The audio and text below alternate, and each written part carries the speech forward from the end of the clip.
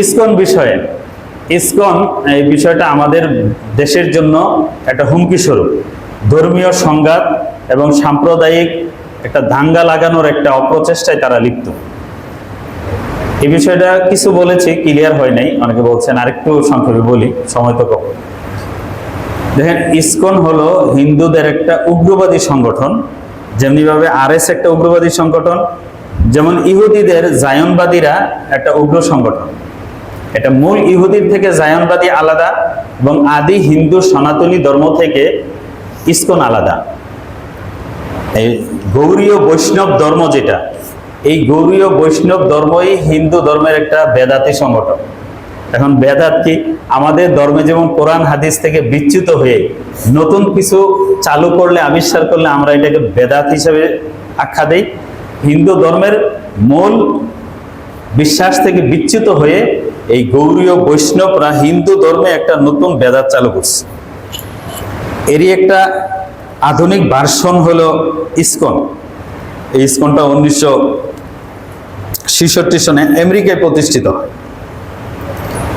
America প্রতিষ্ঠিত হয়।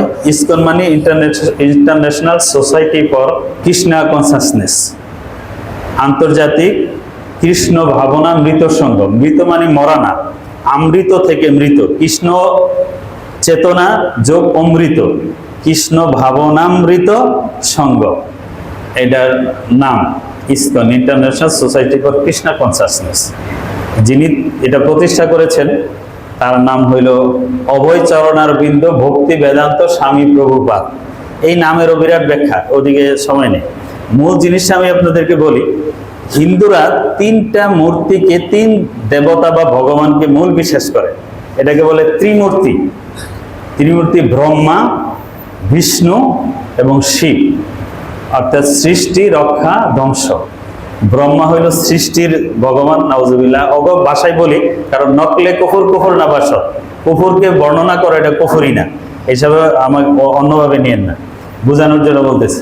আর বিষ্ণুর দায়িত্ব হইল লালন পালন করা, আর শিবের দায়িত্ব হইল ধ্বংস, ডিস্ট্রয় বা অসুরকে বিনাশ করা ইত্যাদি। তাইলে এই ব্রহ্মা, বিষ্ণু এবং শিব, এই তিনটা হলো তাদের ত্রিমূর্তি মূল দেবতা। এটা থেকে বিভিন্ন শাখা প্রশাখা। এদের আবার স্ত্রী আছে। ব্রহ্মার স্ত্রী সরস্বতী, বিষ্ণুর স্ত্রী হইল এই লক্ষ্মী, আবার শিবের স্ত্রী পার্বতী। এই পার্বতীদেরই বিভিন্ন নতুন রূপ হইল এই যে দুর্গা, কালী ইত্যাদি। এগুলো ব্যাখ্যার সময় নেই। এই ধর্মগুলি থেকে আরো তিনটা চারটা প্রধান ধর্ম হিন্দুদের মধ্যে বর্তমানে প্রচলিত। বৈষ্ণব ধর্ম, যারা বিষ্ণুকে বেশি ভক্তি করে। আরেকটা আছে শৈব ধর্ম, যারা শিবকে তাদের প্রধান ভগবান মনে করে। আর বিভিন্ন দেব দেবীকে মানে এরকম একটা এডিশন আছে, এরকম একটা ভার্সন, সেটা হলো শাক্ত ধর্ম বা শক্তি, দেব, কালী, দুর্গা, দেবতা, এগুলো পূজা করে। আবার সব ধর্মকে মিলিয়ে আরেকজন নতুন একটা ভার্সন তৈরি করছে, এটাকে নাম হলো স্মার্ত ধর্ম। স্মার্ত ধর্মটা প্রতিষ্ঠা করছে 820 খ্রিস্টাব্দে, এই কেরালায় জন্ম ভদ্রলোকের। ওর নাম হইল আদি শঙ্করাদিত্য। এই আদি শঙ্কর, যার বর্তমানে সমাধিস্থল হইল কেদারনাথ, উত্তরাখণ্ডে।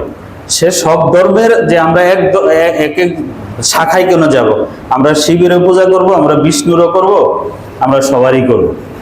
এইভাবে উনি স্মার্ত ধর্ম একটা করছেন। তিনি পঞ্চায়েত পূজা করেন। এই পঞ্চায়েত পূজা হইল 5টা দেবতার পূজা করে। বিষ্ণুর পূজা করে, শিবের পূজা করে, তারা সূর্যের পূজা করে, গণেশের পূজা করে এবং বিভিন্ন দেবদেবীর পূজা করে।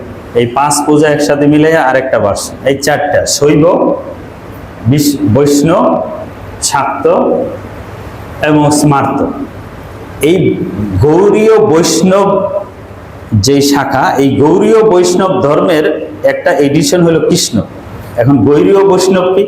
বৈষ্ণব ধর্মেরও আবার বিভিন্ন শাখা আছে। কেরালা টেরালা এইসব অঞ্চলে ভিন্ন রকম হিন্দু, এরা গরুর গোস্ত খায়। কুরবানির সময় আমি দেখছি যে বিরাট লাইন ধরে মুসলমানদের কাছে গোস্ত নেওয়ার জন্য। গরু খাওয়া ওদের কাছে কোনো নিষেধ না, কেরালা, আন্ধ্রা, ওই সমস্ত হিন্দুদের।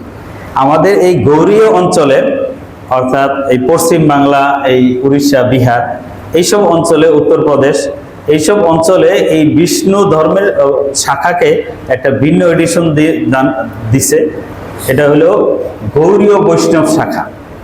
এই গৌড়ীয় বৈষ্ণব শাখাটা করছে শ্রী চৈতন্য।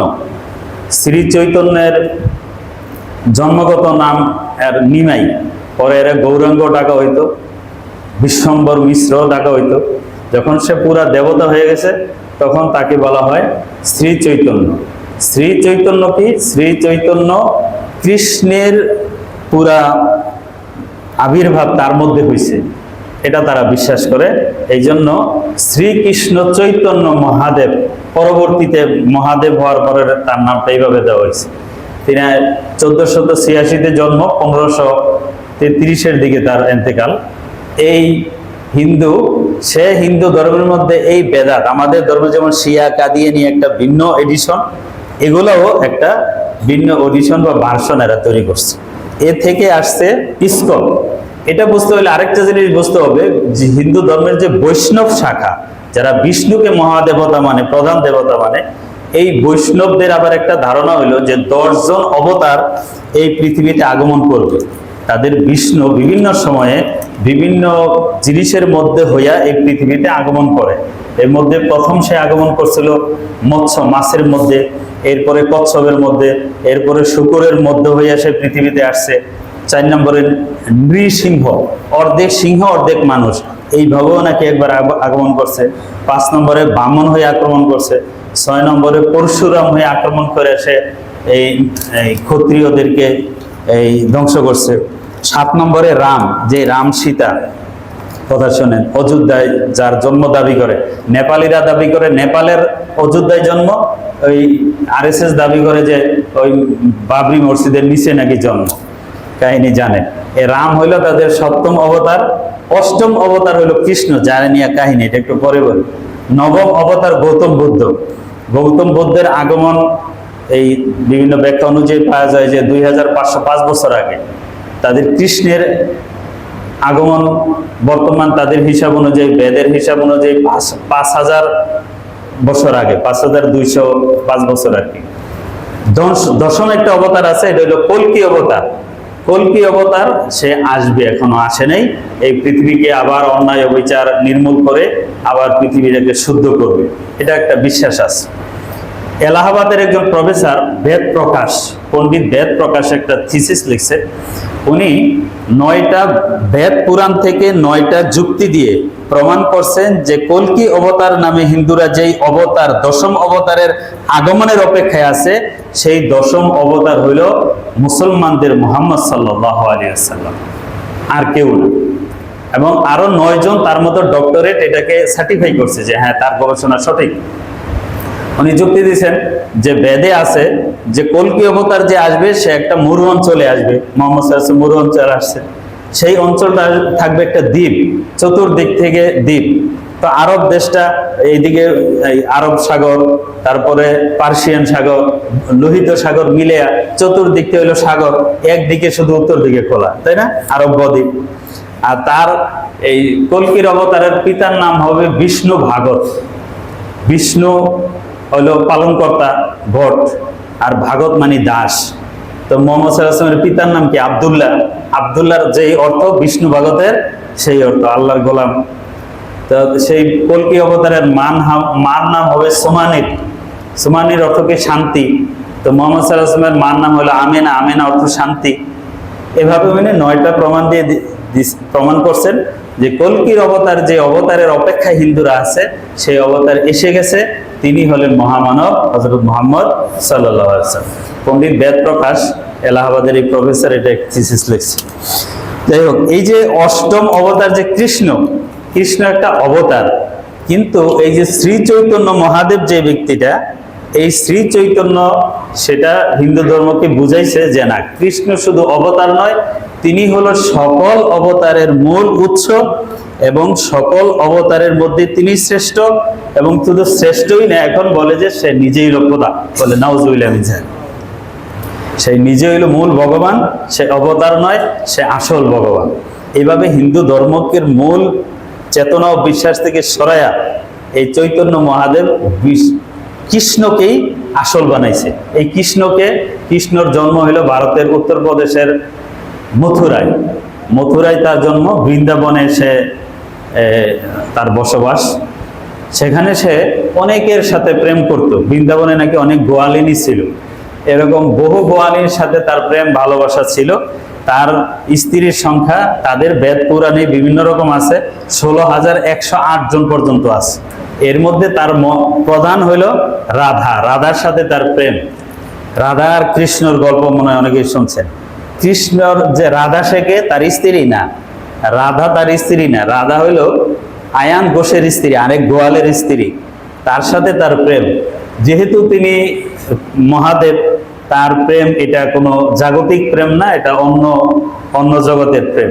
আরেকজনের স্ত্রীর সাথে অন্য জগতের কি প্রেম হইতে পারে আর বৈধ হইতে পারে, আর সে কিভাবে ভগবান হইতে পারে, এটা আমরা জানি না, এটা তারাই ভালো জানে।